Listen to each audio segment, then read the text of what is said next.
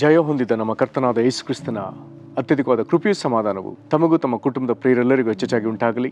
ಹೃದಯಂಗಮ ಮಾತೆನ್ನುವ ಈ ಮುಂಜಾನೆ ವಾಕ್ಯದ ಸರಣಿಯಲ್ಲಿ ಈ ತಿಂಗಳು ನಾವು ಪ್ರಕಟಣೆ ಪುಸ್ತಕದಲ್ಲಿ ಯೇಸು ಎನ್ನುವಂಥ ಶೀರ್ಷಿಕೆಯಲ್ಲಿ ಧ್ಯಾನಿಸುತ್ತಿರುವಲ್ಲಿ ಈ ದಿನ ನಾವು ಧ್ಯಾನಿಸುವಂಥ ದೇವರ ವಾಕ್ಯದ ಭಾಗ ಪ್ರಕಟಣೆ 5ನೇ ಅಧ್ಯಾಯ 5-6 ವಚನಗಳು. ಪ್ರಕಟಣೆ 5ನೇ ಅಧ್ಯಾಯ 5-6 ವಚನಗಳು. ಒಂದು ಉದ್ದವಾದ ವಚನ.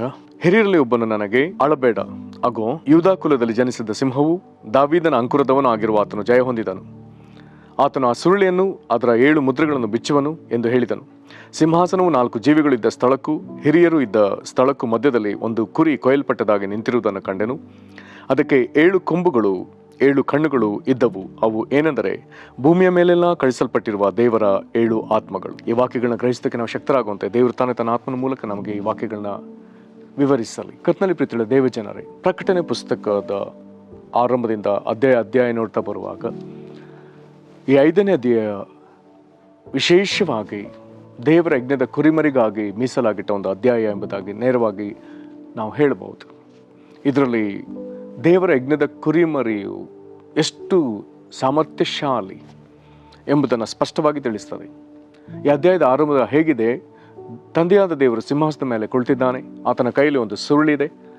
ಆ ಸುರುಳಿಯ 2 ಬದಿಯಲ್ಲಿ ಬರ್ದದೆ ಮತ್ತು ಆ ಸುರುಳಿಗೆ 7 ಮುದ್ರೆಗಳು ಹಾಕಲಾಗಿದೆ. ಆಗ ಪರಲೋಕದಲ್ಲಿ ಒಬ್ಬ ಬಲಿಷ್ಠನಾದ ದೇವದೂತನು ನಿಂತು ಮಹಾಶಬ್ದದಿಂದ ಆತನು ಹೇಳ್ತಾನೆ, 2ನೇ ವಚನದಲ್ಲಿ, ಈ ಸುರುಳಿಯನ್ನು ಬಿಚ್ಚುವುದಕ್ಕೂ ಇದರ ಮುದ್ರೆಗಳನ್ನು ಒಡೆಯುವುದಕ್ಕೂ ಯಾವನು ಯೋಗ್ಯನೆಂದು ಮಹಾಶಬ್ದದಿಂದ ಸಾರುವುದನ್ನು ಕಂಡನೇ ಎಂಬುದಾಗಿ ಬರ್ತದೆ. ಮಹಾಬಲಿಷ್ಠನಾದ ಒಬ್ಬ ದೇವದೂತನು ಮಹಾಶಬ್ದದಿಂದ ಆತನು ಹೇಳ್ತಾನೆ, ಆ ಸುರುಳಿನ ಬಿಚ್ಚುವುದಕ್ಕೂ ಅದರ ಮುದ್ರೆಗಳನ್ನು ಒಡೆಯುವುದಕ್ಕೂ ಯಾವನೇ ಯೋಗ್ಯ. ಈ ಮಾತುಗಳನ್ನು ಕೇಳಿಸಿಕೊಳ್ತದೆ ಭಕ್ತನಾದ ಅಥವಾ ಅಪೊಸ್ತಲ ಶ್ರೇಷ್ಠರಲ್ಲಿ ಒಬ್ಬನಾದ ಯೋಹಾನನು ಬಹಳವಾಗಿ ಹೇಳ್ತಾನೆ. ಬಹಳವಾಗಿ. ಕಾರಣ ಆತನ ಗ್ರಹಿಕೆಗೆ ಬರ್ತದೆ, ಪರಲೋಕದಲ್ಲಿ ಆಗಲಿ ಭೂಮಿಯಲ್ಲಾಗಲಿ ಭೂಮಿಯ ಕೆಳಗಾಗಲಿ ಯಾವನಿಗೂ ಆ ಸುರುಳಿಯನ್ನು ತೆಗೆದುಕೊಳ್ಳೋದಕ್ಕೂ ಅದನ್ನು ಮುದ್ರೆಗಳನ್ನ ಬಿಚ್ಚುವುದಕ್ಕೂ ಓದುವುದಕ್ಕೂ ಸಾಮರ್ಥ್ಯ ಇಲ್ಲ. ಆಗ ಪ್ರೀತ ಅಳುವಾಗ ಏನಾಗ್ತದೆ, ಆ ಸಿಂಹಾಸನದ ಮುಂದೆ ಇದ್ದಂಥ 24 ಹಿರಿಯರು ಅವರವರ ಸಿಂಹಾಸನದಲ್ಲಿ ಕುಳಿತಿರ್ತಾರೆ. ಅವರಲ್ಲೊಬ್ಬನು ಈ ಯೋಹಾನನನ್ನು ಆಧರಿಸ್ತಾನೆ. ಬಹಳ ಸೊಗಸಾಗಿ ಆತನ ಹೇಳ್ತಾನೆ 5ನೇ ವಚನದಲ್ಲಿ, ಹಿರಿಯರಲ್ಲೊಬ್ಬನು ಅವನಿಗೆ ಹೇಳುವಂಥ ಮೊದಲನೇ ಮಾತು, ಅಳಬೇಡ. ಅಳಬೇಡ ಎಂಬುದಾಗಿ ಹೇಳಿ ಆತನಿಗೆ ಒಂದು ದೃಶ್ಯವನ್ನು ತೋರಿಸ್ತಾನೆ. ಅಗೋ ಎಂಬುದಾಗಿ ಆತನು ಯಾರನ್ನು ಸೂಚಿಸ್ತಾನೆ ಎಂಬುದಾಗಿ ಹೇಳಿದ್ರೆ ಅಲ್ಲಿ ಬರ್ದದೆ. ಇಲ್ಲಿ ಯೇಸು ಕ್ರಿಸ್ತನ ಕುರಿತಾಗಿ 3 ಸಂಗತಿಗಳು ಬರೆಯಲ್ಪಟ್ಟದೆ. ಒಂದು, ಆತನು ಯೂದಾ ಕುಲದಲ್ಲಿ ಜನಿಸಿದ ಸಿಂಹ. 2ನೇದಾಗಿ ಆತನು ದಾವೀದನ ಅಂಕುರ. 3ನೇದಾಗಿ ಆತನು ಜಯ ಹೊಂದಿದವನು. ಇವನನ್ನು ತೋರಿಸಿ ಈಗ ಹೇಳ್ತಾನೆ, ಆತನ ಸುರುಳಿಯನ್ನು ಅದರ ಮುದ್ರೆಗಳನ್ನು ಬಿಚ್ಚುವನು ಎಂದು ಹೇಳಿದನು. ಆ 24 ಮಂದಿ ಹಿರಿಯರಲ್ಲಿ ಒಬ್ಬನು 24 ಮಂದಿ ಹಿರಿಯರಲ್ಲಿ ಒಬ್ಬ ಹಿರಿಯನು ಯೋಹಾನನಿಗೆ ಯೇಸು ಕ್ರಿಸ್ತನನ್ನು ತೋರಿಸಿ, ಜಯಶಾಲಿಯಾದ ಯೇಸು, ಆತನು ಸಾಧಿಸಿದ ಸಾಧನೆ, ಆತನು ಭೂಮಿ ಮೇಲೆ ಯಹೂದಾ ಕುಲದಲ್ಲಿ ಜನಿಸಿದವನು, ದಾವೀದನ ಅಂಕುರದವನು, ಇವನು ಜಯಶಾಲಿಯಾಗಿದ್ದಾನೆ, ಇವನ ಆ ಸುರುಳಿನ ತೆಗೆದುಕೊಂಡು ಅದನ್ನು ಬಿಚ್ಚುತ್ತಾನೆ ಮತ್ತು ಮುದ್ರೆಗಳನ್ನ ಹೊಡಿತಾನೆ ಎಂಬುದನ್ನು ಆತನು ತಿಳಿಯಪಡಿಸ್ತಾನೆ. ನಂತರದಲ್ಲಿ ಒಂದು ವೇಳೆ ಯೋಹಾನನು ಗಮನಿಸಿದ್ರೆ ಈಗ ಅಲ್ಲಿ ಏನ್ ಕಾಣ್ತದೆ? ಯಜ್ಞದ ಕುರಿಮರಿ ಕಾಣ್ತದೆ. ಹೇಗೆ? ದೇವರ ಸಿಂಹಾಸನವಿದೆ, ಅದರ ಸುತ್ತಲೂ 4 ಜೀವಿಗಳಿದ್ದಾರೆ ಮತ್ತು ಸಿಂಹಾಸನದ ಎದುರು 24 ಮಂದಿ ಹಿರಿಯರಿದ್ದಾರೆ. ಈಗ ಇವೆಲ್ಲವುಗಳ ನಡುವೆ ಈ ಯಜ್ಞದ ಕುರಿಮರಿ ನಿಂತದೆ.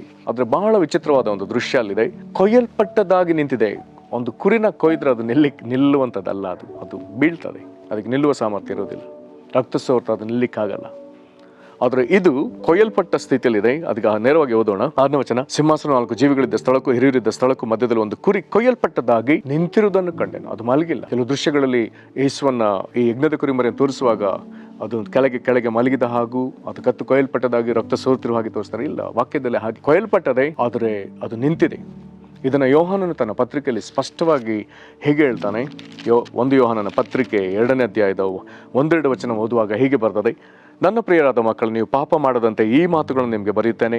ಯಾವನಾದರೂ ಪಾಪ ಮಾಡಿದರೆ ತಂದೆಯ ಬಳಿಯಲ್ಲಿ ನೀತಿವಂತನಾದ ಯೇಸು ಕ್ರಿಸ್ತನೆಂಬ ಸಹಾಯಕನು ನಮಗಿದ್ದಾನೆ. ಈತನು ಯಾರಂತ 2ನೇ ವಚನ ಹೇಳ್ತದೆ, ಆತ ನಮ್ಮ ಪಾಪಗಳನ್ನ ನಿವಾರಣೆ ಮಾಡುವ ಯಜ್ಞವಾಗಿದ್ದಾನೆ. ನಮ್ಮ ಪಾಪವನ್ನು ಮಾತ್ರವಲ್ಲದೆ ಸಮಸ್ತ ಲೋಕದ ಪಾಪಗಳನ್ನು ಪಾಪಗಳನ್ನು ಸಹ ನಿವಾರಣೆ ಮಾಡುತ್ತಾನೆ. ಹಾಗಾದ್ರೆ ಒಬ್ಬ ಸಹಾಯಕನಿದ್ದಾನೆ. ಆತನು ಯಾರು? ನಮ್ಮ ಪಾಪಗಳನ್ನ ನಿವಾರಣೆ ಮಾಡುವ ಯಜ್ಞ ಇಂದಿಗೂ ಜೀವಂತವಾಗಿ ಕೊಯ್ಯಲ್ಪಟ್ಟ ಸ್ಥಿತಿಯಲ್ಲಿ ತಂದೆಯಾದ ದೇವರ ಸಮ್ಮುಖದಲ್ಲಿ ಆತ ನಿಂತಿದ್ದಾನೆ. ಕೊಯ್ಯಲ್ಪಟ್ಟ ಸ್ಥಿತಿಯಾಗಿದ್ರೆ ರಕ್ತ ಸೋರುವ ಸ್ಥಿತಿ. ಹಾಗಾದ್ರೆ ಇಂಥ ಒಂದು ಯಜ್ಞ ನಮಗೆ ಈಗಲೂ ಸಿದ್ಧವಾಗಿದೆ. ನಾವು ಯಾರಾದರೂ ಪಾಪ ಮಾಡಿ ಕಂಗೆಟ್ಟಿದ್ದರೆ, ಕಂಗಾಲಾಗಿದ್ದರೆ, ಈ ಯಜ್ಞವೂ ಇದರ ಲಾಭವೂ ನಮಗೆ ಇಂದಿಗೂ ಜೀವಂತವಾಗಿದೆ. ಕಾರಣ ಯೇಸುವಿನ ಶಿಲುಬೆ ಯಜ್ಞ ಅದು ನಿತ್ಯ ಯಜ್ಞ. ಇದು ನಿಂತ ಸ್ಥಿತಿಯಲ್ಲಿರುವಾಗ ಯೋಹಾನನ ಕಣ್ಣಿಗೆ ಕಂಡ ಮತ್ತೊಂದು ದೃಶ್ಯ, ಅದರ ತಲೆ ಮೇಲೆ 7 ಕೊಂಬುಗಳಿವೆ. ಕೊಂಬುಗಳೆಂಬುದಾಗಿ ಬರುವಾಗ ಅದು ಅಧಿಕಾರವನ್ನು ಸೂಚಿಸ್ತದೆ, ಮತ್ತು ಆ ಕೊಂಬುಗಳಲ್ಲಿ ಕಣ್ಣುಗಳಿವೆ, ಅದು ಆತ್ಮವನ್ನು ಸೂಚಿಸ್ತದೆ. ಅದು ಭೂಮಿ ಮೇಲೆ ಅಧಿಕಾರಯುಕ್ತವಾಗಿ ದೇವರು ಕಳಿಸಿರುವಂಥ ಆತ್ಮವನ್ನು ತೋರಿಸ್ತದೆ. ದೇವರಿಗೆ ಸ್ತೋತ್ರ.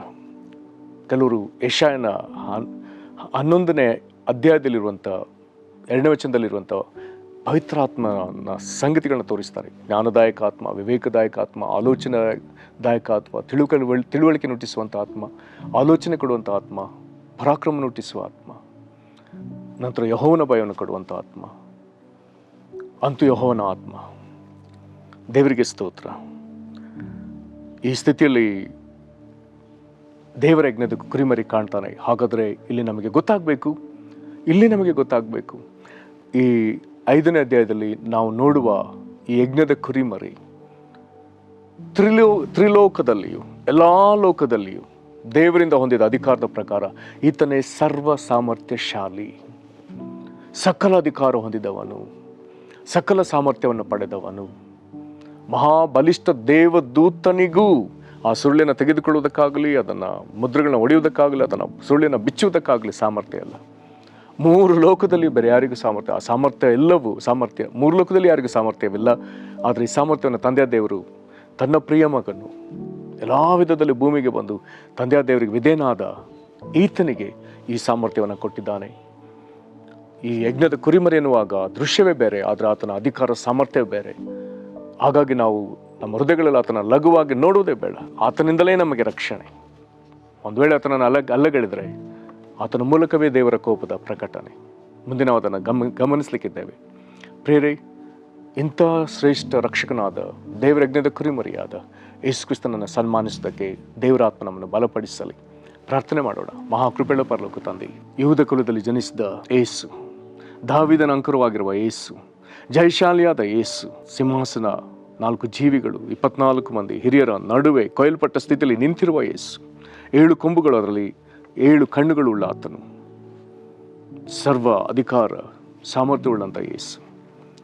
ಅಪ್ಪ ಯೇಸುವೆ, ನಿನ್ನನ್ನು ನಾವು ಹೇಗೆ ನಿನ್ನನ್ನು ಉನ್ನತಿಗೆ ಇರಿಸಬೇಕೆಂಬುದನ್ನು ನಮಗೆ ಕಲಿಸಿಕೊಡು. ದೇವರಾತ್ಮನಾದ ಕರ್ತನಾದ ಯೇಸು ಕ್ರಿಸ್ತನಿಗೂ ದೇವರ ಯಜ್ಞದ ಕುರಿಮರಿಗೂ ಅತಿಯಾಗಿ ಘನತೆ ಸಲ್ಲಿಸೋದಕ್ಕೆ ನಮಗೆ ಕಲಿಸಿಕೊಡ್ರಿ.